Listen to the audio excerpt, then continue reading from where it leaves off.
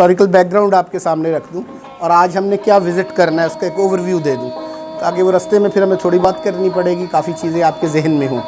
दीपालपुर ये वाला जो सिटी है, अगर कुछ लोगों ने स्टडी भी किया हो सकता है इस पर, तो अलेक्जेंडर के दौर से मौजूद है ये सिटी, सिकंदर आज़म के दौर से ये है सिटी। तो पुराना जो इसका एक रेफरेंस हिस्टोरिकल जो है, अविनाश चंद्र दास एक बंगाली मौर्रख है, उसकी किताबों में इसके रेफरेंसेस मौजूद हैं यहाँ के इसके हवाले से। लेकिन इसके यहाँ पर जो जगहें अब मौजूद हैं देखने की, उनको अगर हम 3 कैटेगरीज़ में डिवाइड कर लें, तो पहला हिस्सा है कि प्री मुस्लिम पीरियड जो है, उस दौर की जो इसकी हिस्ट्री या हिस्टोरिकल बैकग्राउंड। दीपालपुर जैसे इसका नाम है, तो राजा दीपा चंद, वो आलमोस्ट हज़रत मसीह का कंटेम्प्रेरी, हज़रत ईसा अलैहिस्सलाम का, तो वो राजा दीपा चंद का जो दौर था 2000 साल आज से पहले, तो उस दौर में उसके हवाले से है ये मिथोलॉजी, क्योंकि ग्रीक्स का भी वो मिथोलॉजी का पीरियड था उस दौर में। तो ये मिथोलॉजी पे जो बेस्ड है वाक़या कि उसकी 3 बीवियाँ थीं, तो बच्चे नहीं थे उनके पास। तो यहाँ का जो मंदिर का एक जो रिलीजियस जो मजहबी रहनुमा था, उसने कोई चिल्ला वगैरह या कोई एक मश्क की अपनी, और उसके नतीजे में उसे फिर जाना पड़ा सिंध के भी एक मखसूस एरिया में। वहाँ से फिर किसी बुज़ुर्ग या कोई देवता उस दौर का उनका, उसने फिर उसे 2 बच्चे दिए कि ये जाके उनकी 3 बीवियां हैं, उनको ये 2 बच्चे दे दें। वो उसने पूछा कि वो हैं तो 3, तो आपने बच्चे 2 दिए हैं, तो वो तीसरी का या तो 3 दे मुझे। तो वो उसने कहा नहीं, तीसरी का अपना बच्चा हो जाएगा। तो वो 2 बच्चे लेके जब यहाँ आया, तो उसको दीपा चंद की बीवी को उसने वो बच्चे दे दिए, 2 बीवियों को। तीसरी ने पूछा तो उसने कहा नहीं, आपका बच्चा होगा, तो इसलिए आपका बच्चा नहीं लेके आया मैं। वो जो 2 बच्चे थे, उनमें से एक का नाम लालू जसराय था, तो उन 2 बच्चों में से। तो वो 2 बच्चे बचपन में ही थे, अपने खेलते रहे। यहाँ पे हमने जो सबसे पहले एक बिल्डिंग देखनी है, वो लालू जसराय का मंदिर है, जिसको हम देखने जाएंगे। वो लालू जसराय जो मंदिर है, उसको पार्टीशन से पहले तक, बल्कि इवन बाद में भी, जैसे यहाँ पे बाबा फरीद का मज़ार पाकपटन में आप लोगों ने सुना है, तो वो लालू जसराय का जो मंदिर है, वो मुस्लिम उसको एक पीर समझते थे, और हिंदू अपना देवता के तौर पे और उसके मंदिर के तौर पे उसकी पूजा कर रहे थे। बल्कि मुसलमानों में उसके लिए जो एक टर्म यूज़ होती थी, वही लालू जसराय के लिए, वो थी मगर पीर। वो मगर पे मैंने काफ़ी रिसर्च की, इस पे भी देखा। उसकी जो एक स्टोरी है, उसके अंदर एक वाक़या आएगा, तो एक आइडिया ये था कि उस वजह से शायद इसको मगर कहा जा रहा है, लेकिन उसकी एक और रीज़न है, वो भी आगे मैं बताऊँगा कि क्या है।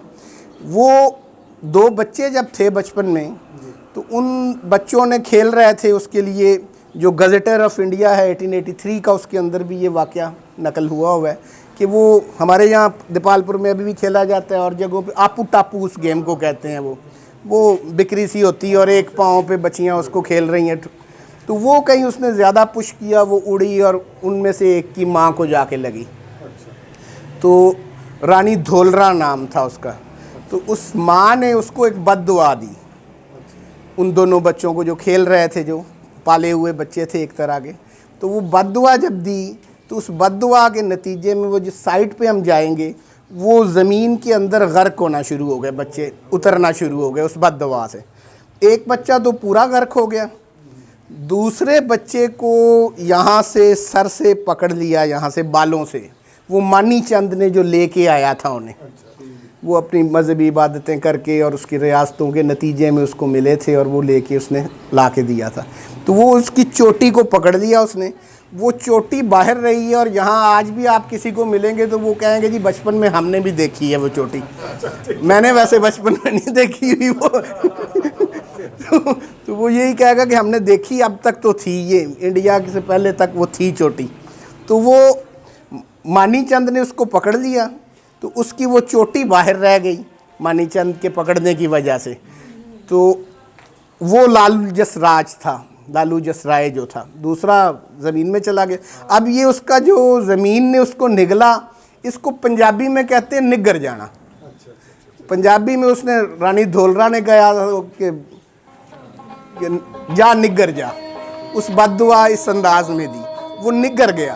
अब एक आइडिया लोगों का ये था कि वो शायद निग्गर जाने से बाद में मगर बन गए, तो वो निग्गर पीर था, वो मगर पीर हो गया शायद, लेकिन ऐसा नहीं था। उसकी मगर पीर की उसकी वजह ये थी कि वो बाद में ये सबसे बड़ा मंदिर जो खत्री कौम हिंदुओं के अंदर कास्ट है, ये बिजनेसमैन क्लास है उनकी इस वक्त, और उन खत्रियों में 3 जो मेजर कास्ट आगे हैं, खन्ना, मल्होत्रा और कपूर। ये 3 असल में इस मंदिर के मानने वाले लोग हैं। पूरे हिंदुस्तान में जितने भी हैं वो लालू जसराय को खन्ने, मल्होत्रे और कपूर्स, ये तीनों खत्री कास्ट हैं हिंदुओं की। ये बिजनेसमैन क्लास थी, तो ये दीपालपुर सिटी भी इसीलिए एक बिजनेस हब के तौर पे डेवलप हुआ था हिंदू पीरियड के अंदर, प्री जो मुस्लिम जो पीरियड था। तो यही 3 कास्ट यहाँ पे रहती थी। रत्ता खन्ना यहाँ पे साथ मेन गांव है जो खन्नों का था, तो सिटी के अंदर। और फिर मुसलमानों में से जो उस पीर को मानते थे वो यहाँ पे 2 कौमें थी, कास्ट थी, एक धोबी और एक बख्शी।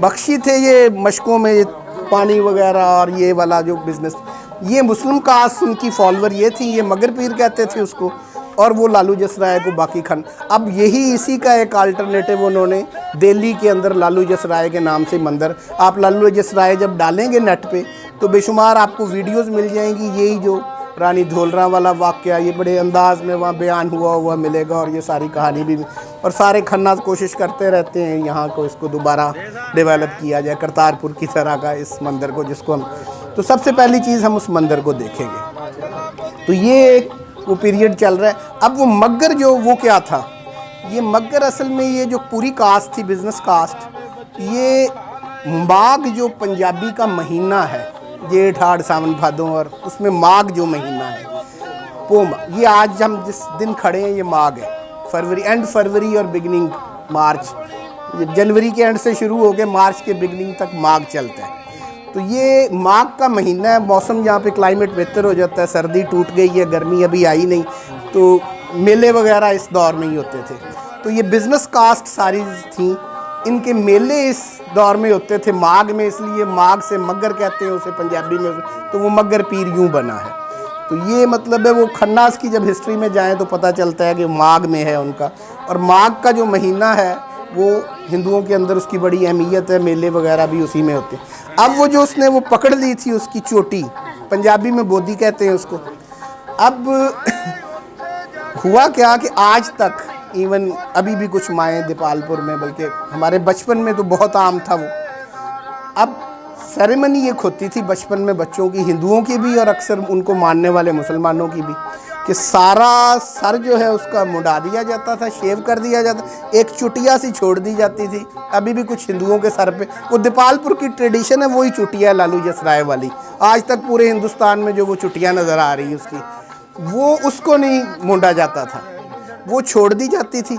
वो नहाने के बाद फिर वो 7 बाउलीज बनी हुई थी, वो जो सीढ़ियों से उतर कर तालाब होते थे 24 के करीब दीपालपुर में, तो वहाँ पे उसका रस्म होती थी बाउली का, और वो भी माघ में किसी संडे को हो सकती थी, आज हो सकती किसी की को करवाना चाहे तो माघ है और संडे भी तो ये मुमकिन है।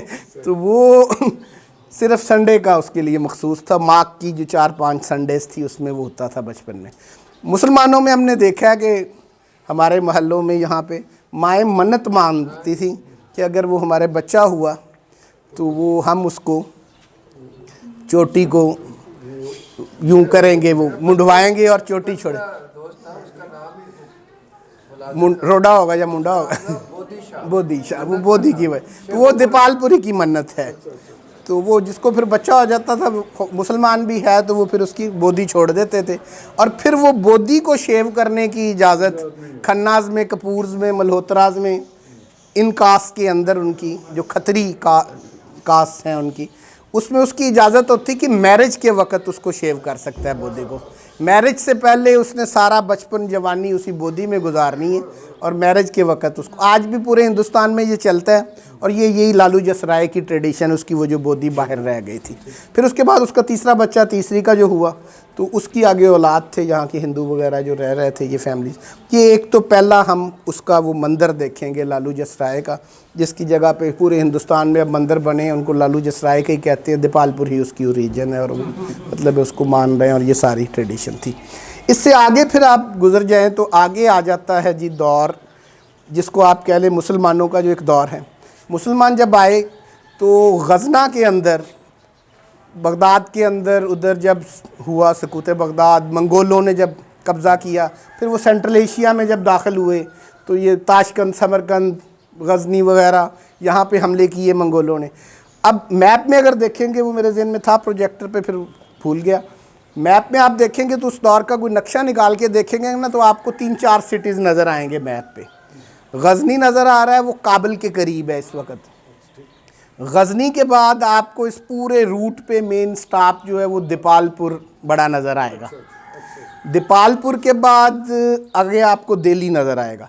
बस आज के दौर के मुताबिक आप यूँ समझ लें कि जैसे आपने आज हमारे मौजूदा पाकिस्तान में हम कहें कि इस्लामाबाद है, लाहौर है, आगे कराची है जाके, ये इस किस्म की एक स्ट्रीम थी कह लें कि ये पूरा जो उस वक़्त का ये एरिया है गज़नी, ये दीपालपुर का एरिया, लाहौर, दीपालपुर, मुल्तान। दीपालपुर और मुल्तान ज़रा पुराना है, लाहौर बाद का है, और आगे जाके दिल्ली। अब मुस्लिम्स जब हुक्मरान यहाँ आते गए, महमूद गजनवी आया पहले, गौरी आए, गजनवी आए, फिर जब सलातीन का पीरियड शुरू हुआ कुतुबुद्दीन ऐबक का और दिल्ली को दारुल खिलाफा बनाया गया, तो अब असल पर्पस पूरे हिंदुस्तान का स्टाइल ये था उनका कि मुग़ल से भी पहले इवन कि वो इंटरवेंशनिस्ट नहीं थे। अटैक किया, एक जगह पे कब्ज़ा किया, ख़ुद जाके उन्होंने दिल्ली में बैठ जाना है, वहाँ से हुक्मरानी करनी है, लोकल जो यहाँ के लोग हैं वो ख़ुद अपने मामलात चलाएं, और उन्होंने डिफेंड भी दिल्ली को ही करना होता था। अब होता क्या था कि जब मंगोल पहुँच गया गज़नी में, अब गज़नी से आगे यही फ़्लो है कि दिल्ली तक जाना है, उन्होंने कब्ज़ा करना है। अब यहाँ पे हमले शुरू हो गए दिल्ली की तरफ निकलने के लिए। अब या गज़ना से वो निकलते, यहाँ पे तकरीबन सिर्फ एक दौर के अंदर ही उन्होंने 22 अटैक किए दिल्ली के ऊपर, गज़ना से जब निकले। अब होता था गज़ना से जब निकलते वो, तो इधर से दिल्ली वाले इधर आके उनको डिफेंड करने के लिए आगे निकलते और बैटलफील्ड दीपालपुर बनता। उन्हें यहाँ पे रोकना है दिल्ली को बचाने के लिए। मेरे गांव में जब हम जहाँ पे जाएंगे वो दिल्ली के रास्ते पे है, यही सड़क दिल्ली को जो आ रही है आगे, तो अब वो यहाँ पे डिफेंड करना है, यहाँ पे ही उनको रोकना है। तो इसी पर्पज़ के लिए ये फोर्ट जो है ये डेवलप किया गया। पुराना कच्चा किला था, ये एक तरह की कोस्टल पोस्ट थी, एक फ़ौजी चौकी थी इब्तदा में, बाद में इसको एक कैंटोनमेंट बना दिया गया। और ये जो पक्की दीवारें किले की नज़र आ रही हैं ये उस दौर की हैं। उससे पहले कच्चा किला पहले पुराने शहर की तरह का एक मौजूद था, यही आबादी थी। तो कई अटैक्स तातारों ने यहाँ पे किए, जिनमें से मारूफ अटैक उसका 1245 का, 1276 का और 1285 का सबसे ज़्यादा पॉपुलर है, क्योंकि वो जो अटैक था उसके अंदर उस दौर में सुल्तान अल्तमश था। सुल्तान अल्तमश ने इस किले को बाकायदा कंटोनमेंट बनाया। यहाँ के लोकल जो ज़िम्मेदार थे और यहाँ के जो लोग थे उनके ज़िम्मे लगाया कि इस कंटोनमेंट को, वो हमारा बुज़ुर्ग था। उसकी हिस्ट्री मैं आपको गांव में जाके बताऊंगा। ये पहली जो कंटोनमेंट बनी उसकी डॉक्यूमेंट्स भी हैं हमारे पास और वो सारा रिकॉर्ड भी है, वो भी शेयर करेंगे आपसे। तो ये पूरी एक पोस्ट जो थी कोस्टल पोस्ट, इसको एक कैंटोनमेंट में बदल दिया गया। ये पूरा किला भी डेवलप हुआ। अब सुल्तान अल्तमश के बाद जब दरमियान में कुछ आए, रज़िया सुल्ताना भी आई, वो यहाँ भी आई, कसूर भी गई, कई तो कहते हैं कसूर में ही उनकी डेथ हुई।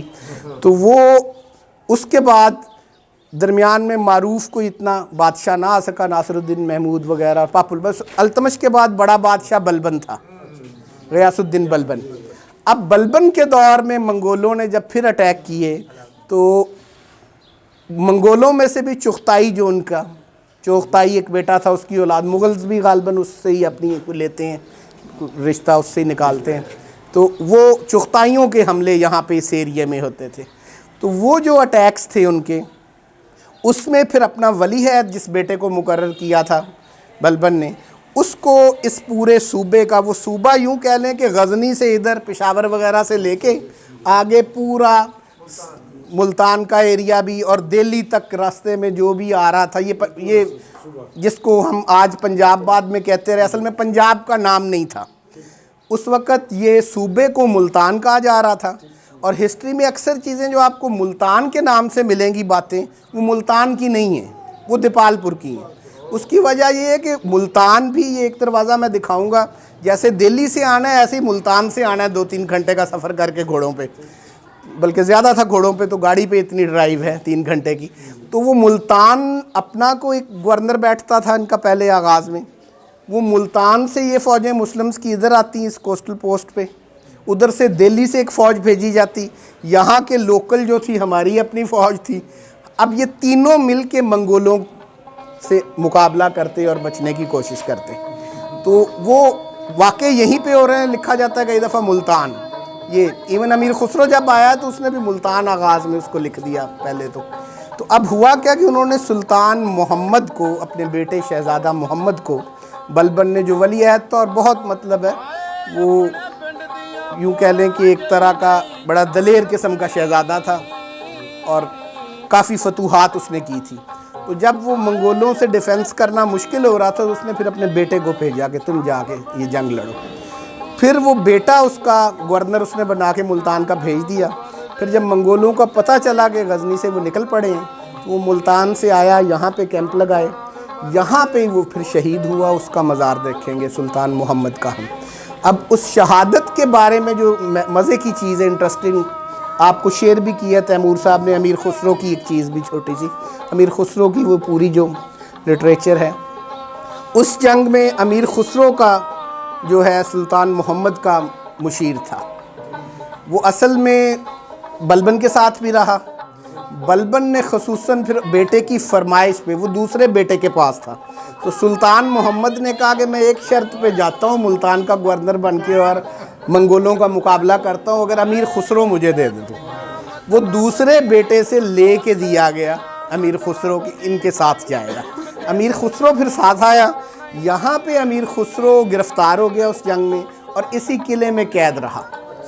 फिर यहाँ से तातार उसे लेके उधर भी चले गए और अमीर खुसरो ने यहाँ पे अपनी वो बड़ी मारूफ एक जो लिखी मरसिया जो था उसका शहज़ादे, वो मरसिया जाके जब उसने दरबार में दिल्ली में बलबन को सुनाया तो कहते हैं कि बलबन उससे 1-1.5 माह के बाद डेथ हो गई उस गम से।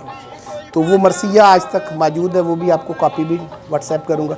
उस मरसिये में उसने एक फ़िक्रा बोला था कि मुल्तान के सूबे में दीपालपुर में जो ये हुआ सुल्तान मोहम्मद का, शहज़ादे मोहम्मद का, तो उसके अलम में पूरा मुल्तान आंसुओं से यूं भर गया कि जैसे पंज आब है। ये पंजाब का फर्स्ट एविडेंस है, पहली दफ़ा लफ्ज़ पंजाब ये शहज़ादे मोहम्मद के मरने पे बहाए गए आंसुओं से जो दरिया बह गए वो पंजाब है।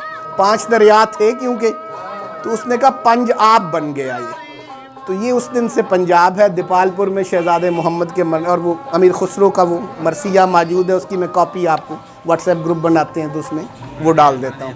तो अमीर खुसरो भी यहाँ पर उसमें कैद रहा। ये तो था बलबन के पीरियड का, सुल्तान मोहम्मद का यहाँ पे।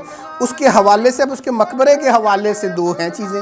एक हिंदुस्तान में भी कोई जगह है वो कहते हैं उधर, एक कहानी ये है कि यहाँ दफनाया गया है अमानतन, बाद में उधर ले जाया गया, लेकिन इस पे इत्तफाक है तमाम हिस्टोरियंस का कि डेथ इधर ही हुई, यही किला था, यहीं पे वो अमीर खुसरो भी कैद रहा और यहीं पे वो नज़म लिखी गई और ये पंजाब वाला भी जो वाक़या था।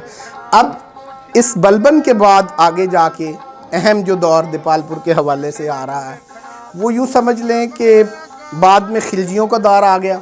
अलाउद्दीन खिलजी भी यहाँ का गवर्नर रहा। खिलजियों के बाद फिर अहम फेज़ जो आ रही है हिस्ट्री में यहाँ की, वो है आप यूँ कह लें तुगलक पीरियड। एक कन्फ्यूजन और है, वो शहज़ादे मोहम्मद को कई मोहम्मद तुगलक समझ लेते हैं। वो मोहम्मद तुगलक नहीं, वो बलबन का बेटा शहज़ादा मोहम्मद ख़ान था। शहज़ादा शहीद भी उसको कहते थे, ख़ान शहीद भी कहते थे, मोहम्मद शहीद भी कहते थे। और ये आजकल आप टर्किश ड्रामों में जो एक चीज़ सुन रहे हैं, उस दौर में वो वालिदा सुल्तान की टर्म यहाँ पे बहुत पॉपुलर थी, उनकी माओं के लिए जो इस्तेमाल की जाती थी। बादशाह की वालदा को वालिदा सुल्तान कहा जाता था। तो ये वही कल्चर था, वही सेंट्रल एशियन जो आज टर्किश आप देख रहे हैं, तो ये वही ओरिजिन थी। अब आगे जाके दौर जो तुगलक का आता है, उस दौर में फिर एक मज़े की चीज़ है वो ये है कि जो ग़ियासुद्दीन तुगलक बाद में बना यहाँ का बादशाह, तो तुगलक का एक भाई था उस वक़्त गाज़ी मलक था ग़ियासुद्दीन तुगलक, अभी ग़ियासुद्दीन नहीं बना था, बादशाह नहीं बना था, सुल्तान हिंद नहीं बना था, अभी वो दिल्ली का सुल्तान नहीं था। तो वो गवर्नर दीपालपुर था, तो गाज़ी मलक के टाइटल से वो गवर्नरशिप कर रहा था यहाँ पे। और दीपालपुर ये पूरा सूबा ही था। अब पंजाब जो पूरा था, पंजाब जो था वो दीपालपुर था उस वक़्त। अब वो गाज़ी मलक जो है, गाज़ी मलक का एक भाई था रजब। गाज़ी मलक ने ये फर्स्ट स्ट्रेटजी जो उस दौर में इख्तियार की बाद में लोग अकबर को भी कहते हैं और लोगों को भी, गाज़ी मलक ने सोचा कि अपने भाई की शादी मैं लोकल राजपूतों में कर दूं, तो उससे अपनी पॉलिटिकल स्ट्रेंथ बनाने के लिए गवर्नर के तौर पे उसने ये प्लान किया। अब वो एक लड़की गाज़ी मलक को पसंद आ गई अपने भतीजे के लिए, रजब मलक के बेटे। गवर्नर ने अपने भतीजे की शादी वो करने के लिए, वो दीपालपुर की लड़की थी, यहाँ के वो भट्टी कास्ट जो थे राणा उस दौर के राय, वो ये दीपालपुर की जो मौजूदा तहसील कह लें, उसमें गांव था अबोहर। वो इस वक्त इंडिया वाली साइड पे आ गया, बिल्कुल बॉर्डर क्रॉस करते ही साथ वो दीपालपुर ही कहा जाता था उसको, इसका ही विलेज था। वो अबोहर की एक लड़की थी जो शहज़ादी नाला, तो उसको हिस्टोरियन गलती से नायला लिखते हैं, लेकिन असल में नाला, नून अलिफ लाम है उसका नाम था। तो वो अब शहज़ादी जो थी वो एक बड़े ज़मींदार घर की थी, तो उससे तय किया जी कि इससे, उसमें अब मुझे जो हमारे ये सारे जो बात हम कर रहे हैं इसके जो रेफरेंसेस हैं वो 2-3 बड़े जो काम हैं इस दौर के बारे में जो हम बात करने लगे हैं। एक किताब है तारीख़ फ़िरोज़ शाही, उसके 2 आथर हैं। उसके पहले अदवार जो हैं यूँ कह लें कि कुतुबुद्दीन ऐबक से लेकर फ़िरोज़ शाह तक, तुगलक तक, वो लिखी है उसने बरनी ने, ज़ियाउद्दीन बरनी मारूफ हिस्टोरियन है, उसकी तारीख़ फ़िरोज़ शाही है। इन चीज़ों को पढ़ना और डिटेल में तो वो तारीख़ फ़िरोज़ शाही पर्शियन में है वो किताब, इंग्लिश उर्दू में ट्रांसलेशन उसके हुए हैं। तो अब बरनी के अलावा एक तारीख़ फ़िरोज़ शाही फिर वो जो बाकी रहती थी वो शम्स सिराज अफ़ीफ़ ने मुकम्मल की। अब शम्स सिराज अफ़ीफ़ जो है वो बज़ाते ख़ुद अबोहर का था जहाँ की वो लड़की थी, वो कंटेम्प्रेरी भी थे, बल्कि उसका जो दादा था और वो जो लड़की नाला थी वो कंटेम्प्रेरी थे, और दादा दरबारी था। शक यही पड़ता है कि उसने मशवरा दिया होगा कि वो लड़की बड़ी प्यारी है तो उससे करें इसका, अपने गांव के ज़िम्मेदार की लड़की से ही कहा। अब वो अफ़ीफ़ ने भी इसको बयान किया, बरनी ने भी बयान किया, तमाम हिस्ट्रीज़ में ये वाक़या है। अब वो जो रिश्ता जब मांगा गया तो वो लड़की ने भी और उसके बाप ने भी इनकार कर दिया रिश्ता देने से गवर्नर के भतीजे को। उसके रिएक्शन में वो फिर आगे अफ़ीफ़ साहब ने फिर मशवरा दिया, हिस्टोरियन ने, मुअर्रिख़ ने, कि हम वहाँ पे ना टैक्सेशन बढ़ा दें। IMF उस दौर का वो होगा उन्होंने कहा कि इनके ऊपर ना टैक्स बढ़ाएं और ख़ुद वसूल करें। पुरानी ट्रेडिशन ये थी कि लोकल ज़मींदार वसूल कर लेता था, आगे पहुँचा देता था टैक्स। वो गाज़ी मलिक साहब ने भेजा वो अफ़ीफ़ साहब को, बैठो गांव में और टैक्स वसूल करो डायरेक्ट इन लोगों से। उससे जो गरीब काश्तकार था वो बड़ा तंग हुआ। अब टैक्सेशन बढ़ गई एक तरह की। उसमें वो दादी थी जो बच्ची की, उसने बच्ची को समझाया कि हमारी एक लड़की पहले मंगोल भी तो ले गए हमले में, तो तुम्हारी भी शादी हो रही, शादी कर लो, लेके भी चले जाएंगे वो। तो ये ज़िम्मेदारों को तो बेचारों को, गरीब जो हैं, किसान जो हैं, उनको रिलीफ मिले, टैक्सेशन से बचें। तो वो शादी कर दी गई रजब मलिक से, उसके भाई से, गाज़ी मलिक के, और उस औरत से वो गाज़ी मलिक के भतीजा जो पैदा हुआ वो फ़िरोज़ शाह तुगलक है, ग़ियासुद्दीन तुगलक का बेटा। तो फ़िरोज़ शाह तुगलक की पैदाइश दीपालपुर की है। ये वाक़या मैंने वो तारीख़ फ़िरोज़ शाही से आपको व्हाट्सएप कर दिया, शेयर कर लीजिएगा उसमें। अब वो जब बेटा यहाँ पे पैदा हुआ, बाद में वो ग़ियासुद्दीन जो था तुगलक वो सुल्तान बन गया, बादशाह बन गया हिंदुस्तान का। उसका बेटा मोहम्मद तुगलक बाद में बना, कुछ देर वो रहा। उसके बाद उसका ये भतीजा जो था फ़िरोज़ शाह तुगलक फिर बादशाह बना। और हिस्ट्री के अंदर फिर फ़िरोज़ शाह तुगलक आर्किटेक्चर, लिटरेचर, इन चीज़ों के साथ उसका काफ़ी उसकी डिटेल मौजूद है हिस्ट्री में। और उसने तामीरात का काम बहुत ज़्यादा करवाया। फ़िरोज़ ये जो फ़िरोज़ के नाम से मुख्तलिफ फ़िरोज़पुर गांव वो शहर है इंडिया के अंदर, फ़िरोज़ शाह कोटला इंडिया के अंदर, स्टेडियम भी उसी के नाम। अबोहर के अंदर उसने बड़ी बिल्डिंग्स बनवाई अपने ननिहाल के उस गांव के अंदर। यहाँ पे उसने बड़ी डेवलपमेंट की, कुएं बनवाए, ये जो बाउलीज थी और ये वाला जो कह ले मस्जिदें भी बनवाई यहाँ पे, तो मीनार बनवाए, मतलब काफ़ी सारा काम उसने ये पूरे हिंदुस्तान में बेशुमार जगह पे उसने बिल्डिंग्स बनवाई। वो कुतुब मीनार की भी जो बाग की एक्सटेंशन वगैरह का काम, और वो भी फ़िरोज़ शाह के दौर में ही हुआ। तो ये मतलब है एक उसका गोल्डन पीरियड दीपालपुर का, ये फ़िरोज़ शाह तुगलक वाला था और ये वाला जो वाक़या था और हिस्ट्री में। तो ये इसका गोल्डन पीरियड सलातीन पीरियड है, या पहले हिंदू पीरियड था। बाद मुग़लों के दौर में आके फिर खाने खाना का जब गवर्नरशिप आई उनके पास, ग़ालिबन शाहजहां का पीरियड बनता है, या तो उन्होंने फिर दोबारा इसको दीपालपुर को, खानवा नहर जो है ये भी फ़िरोज़ शाह तुगलक के दौर की बनी हुई है। बाद में इसकी रिपेयर का काम खाने खाना ने, गवर्नर दीपालपुर थे, उन्होंने किया। आज तक उसे खानवा नहर कहते हैं।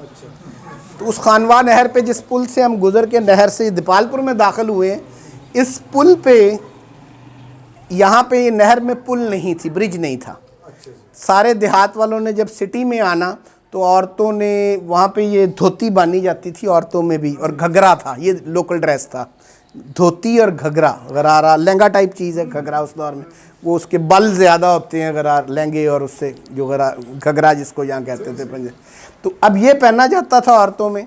तो प्रैक्टिस ये थी ख़वातीन ने जब गुजरना तो जूता अपना, उसको लेदर के जूते होते थे चमड़े के, यहाँ मिलता भी एंट्रेंस पे जहाँ दाखिल होंगे तो बड़ा सस्ता मिलता है किसी ने लेना हुआ तो वो सर पे रख लेती थी बांध के उसको जूते को, और वो धोती और घघरा वगैरह ऊपर उठा के, भीगे ना काफ़ी सारा, उस नहर में से गुज़रते थे इसमें से।